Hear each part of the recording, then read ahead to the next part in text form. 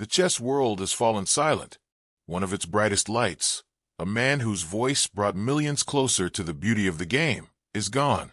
Grandmaster Daniel Naroditsky, lovingly known as Danya to his fans, has passed away at just 29 years old. The shock waves of his sudden death have reached far beyond the board. For many, it still doesn't feel real. And for his family, the grief is unimaginable. Their statement, released through the Charlotte Chess Center, described Daniel's death as unexpected, asking for privacy as they try to navigate the pain of losing a son, a brother, and a friend who meant so much to so many. Daniel Naroditsky wasn't just another name in chess. He was a voice, calm, intelligent, and deeply human, that made the game feel alive for millions. Whether it was through his Twitch streams, YouTube lessons, or commentary during world-class tournaments, Danya had a way of explaining even the most complex chess ideas with clarity and warmth. He was the kind of teacher who made everyone, from beginners to grandmasters, feel like they belonged at the board. Born in 1995 in California, Daniel started playing chess when he was just 6 years old, learning alongside his older brother Alan. It didn't take long for the chess world to realize that he was something special. At just 12, he became the world youth champion in his age category. By 18, he had earned the title of Grandmaster, one of the youngest Americans ever to do so. But despite all the achievements, medals, and accolades, Daniel's true impact came from what he gave back to the game. He was more than a competitor. He was a mentor, an educator, and a bridge between generations of chess lovers. In the statement following his death, his family and the Charlotte Chess Center remembered him for his passion and love for the game of chess, and for the joy and inspiration he brought to us all every day. Those words have since been shared thousands of times online by fans, friends, and fellow players who are struggling to come to terms with the loss. For many, Daniel was a comforting presence in their daily lives. His voice guided people through the ups and downs of learning chess. His jokes lightened the mood, and his patience reminded everyone that mastery isn't about perfection, it's about persistence. What makes his passing even harder to comprehend is how full of life he seemed just days before. In his last public video, Daniel appeared cheerful, announcing that he was back after a short break. He told his viewers, "I'm feeling better than ever," and thanked his supporters for sticking with him through everything. No one could have imagined that it would be one of the last times they'd hear his voice. That video has now become a painful time capsule, a glimpse into the final days of a man who gave everything to the game he loved. Across the chess world, tributes have been pouring in, from world champions like Magnus Carlsen to streamers and everyday fans. Everyone has a story about how Danya touched their life. Grandmaster Hikaru Nakamura called him a true talent and one of the kindest people in the chess community. Others described him as the heart of online chess, someone who didn't just play to win, but played to inspire.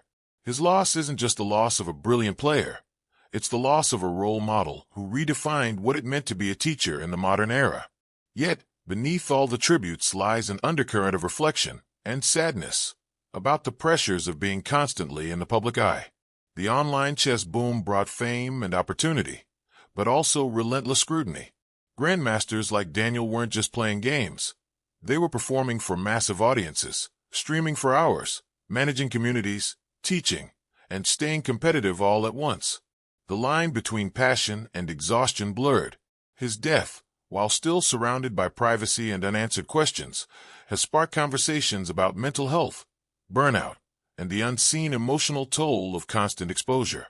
Daniel Naroditsky had always been honest about the challenges of life as a professional chess player. In interviews, he spoke openly about the discipline it required, the loneliness of travel, and the constant demand to stay at the top. Yet, he faced it all with grace. His family described him as dedicated, compassionate, and endlessly curious. Even in his toughest moments, he found strength in teaching others. That was his true gift, turning the intellectual into something emotional, something that connected hearts as much as minds. At the Charlotte Chess Center, where he taught and mentored countless students, candles and flowers now sit by his photo. Parents have shared stories of how Daniel inspired their children to believe in themselves. Young players have written messages, saying that his lessons didn't just make them better at chess, they made them better people.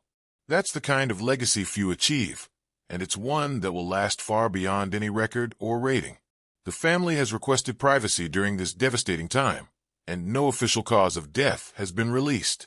But their silence speaks volumes, not in avoidance, but in dignity. They've asked that Daniel be remembered for his love of the game, not the tragedy of his passing.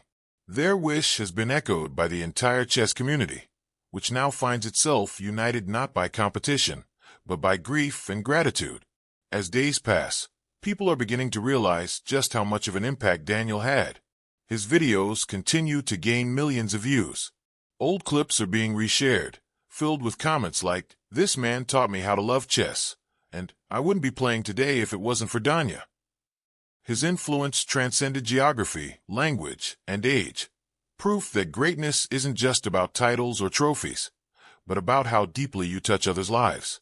The chess world may be built on logic and calculation, but Danya reminded everyone that behind every move is a heart, a story, a person. His passing has left a void that can't be filled, but also a lesson that can't be ignored, that even the strongest minds can suffer quietly, and that kindness, empathy, and understanding must always come first.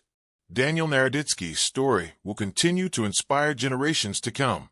He showed that chess isn't just a battle between minds. It's a language of connection, a way to express who we are and how we see the world. His family's words now carry the weight of finality, but also of hope, that his passion, his teachings, and his spirit will keep living in every student who studies his games, every fan who replays his commentary, and every young dreamer who picks up a chess piece for the first time. He may be gone too soon, but his impact will never fade. Daniel Naroditsky taught us that true greatness doesn't come from how many games you win, but from how many lives you touch along the way. And for that, his legacy will remain, not just on the board, but in the hearts of millions who will never forget him.